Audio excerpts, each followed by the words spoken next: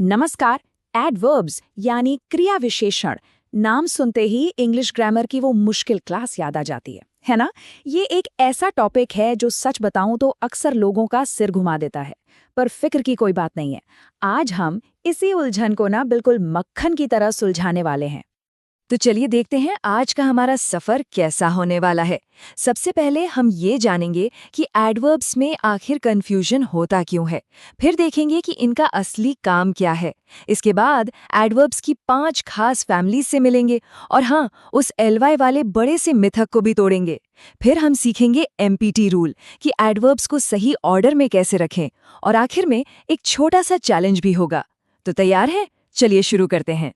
तो चलिए सीधे मुद्दे पर आते हैं और शुरुआत करेंगे एक बहुत ही आम गलती से। एक ऐसे शब्द से जो असल में इंग्लिश में है ही नहीं, फास्टली।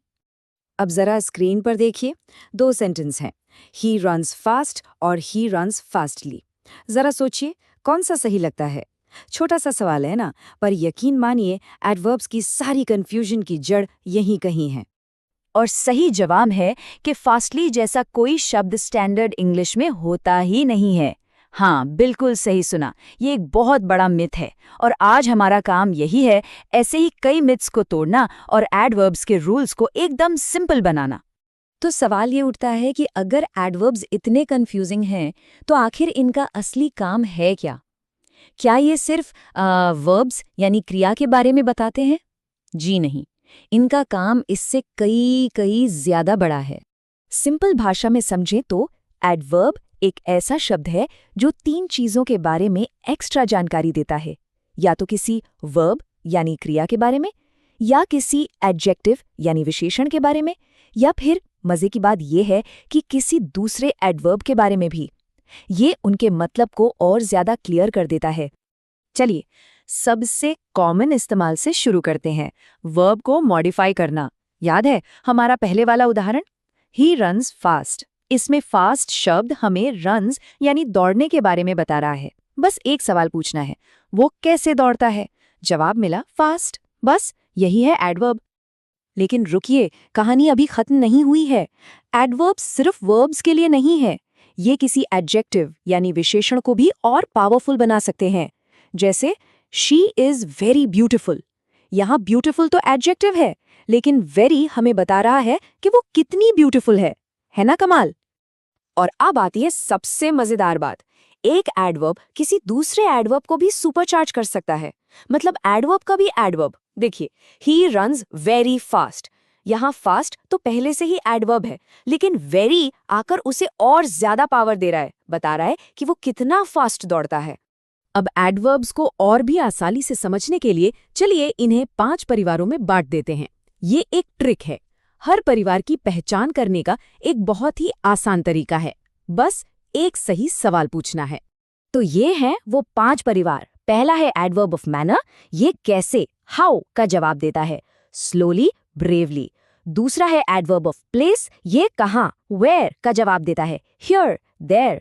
तीसरा है एडवर्ब ऑफ टाइम, जो बताता है कब, when, now, yesterday.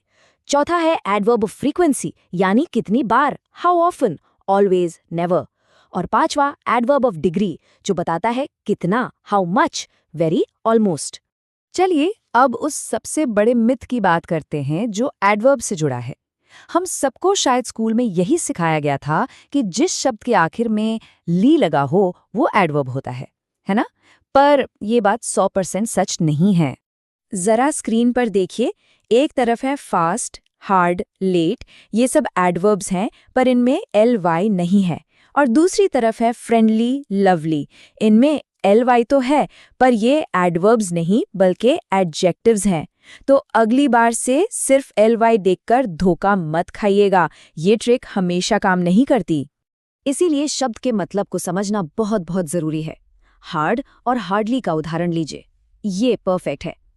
He works hard मतलब वो बहुत मेहनत करता है, एक पॉजिटिव बात है। लेकिन ही हार्डली वर्क्स का मतलब है कि वो काम करता ही नहीं, ना के बराबर करता है। एक ly ने पूरा मतलब ही उल्टा कर दिया, नेगेटिव बना दिया। एक और ऐसा ही कंफ्यूजिंग जोड़ा है लेट और लेटली। ही केम लेट मतलब वो देर से आया, सिंपल। पर अगर कोई पूछे have you seen any movies lately, तो इसका मतलब है क्या तुमने हाल फिलहाल में कोई फिल्म देखी है। देखा, यहाँ भी लाई लगाने से मतलब पूरी तरह से बदल गया। ओके, एक और सवाल। अगर एक ही सेंटेंस में एक से ज्यादा एडवर्ब आ जाएं तो उन्हें किस ऑर्डर में रखना चाहिए? पहले कौन सा, बाद में कौन सा? इसके लिए एक बहुत ही सिंपल गोल्डन रूल है, और ये नियम है MPT। याद रखना बहुत आसान है। M यानी मैनर, काम कैसे हुआ। P यानी प्लेस, कहाँ हुआ। और T यानी टाइम, कब हुआ। बस इस ऑर्डर को याद रखना है, मैनर, प्लेस, टाइम, MPT। इस एग्जाम्पल से ये एकदम क्लियर हो जाएगा। She danced yesterday beautifully at the party. सुनने में थोड़ा अजीब लग रहा है ना, जम्बल्ड अप सा। अब MPT रूल लगाते हैं। सही ऑर्डर होगा she danced beautifully, manner, at the party, place, yesterday, time. अब देखिए ये कितना नेचुरल और लॉजिकल लग रहा है। तो चलिए फटाफट से एक क्विक रिकैप करते हैं जो कुछ भी हमने अब तक सीखा है, और फिर आपके लिए एक फाइनल चैलेंज तैयार है। तो मेन टेक अवे क्या है? पहली बात, एडवर्ब्स सिर्फ वर्ब्स के लिए नहीं है, ये एडजेक्टिव्स और दूसरे एडवर्ब्स को भी मॉडिफाई करते हैं।